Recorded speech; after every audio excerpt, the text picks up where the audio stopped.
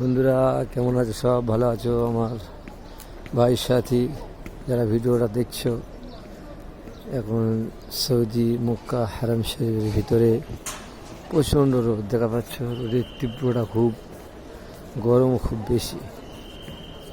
আর এর ভিতরে আমরা হেঁটে যাচ্ছি এবং যে পাথরটার কথা আগে বলেছিলাম, এই পাথরটা আলহামদুলিল্লাহ, পাথরটা এত গরমে পাথরটা ঠান্ডা, খালিভাবে হেঁটে গেলে গরমই লাগবে না এইরকম। এটা হলো তোমার হেলিকপ্টার, যা শুটার বলা হয়।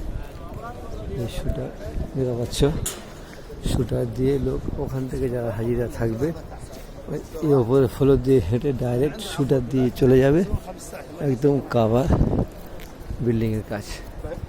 এসব হারামের ভিতরে انا عارف انا عارف الشغلانه هي ما جاتنيش اي فيديو بس هي نفس الاول اللي اشتغلناها ولا لا؟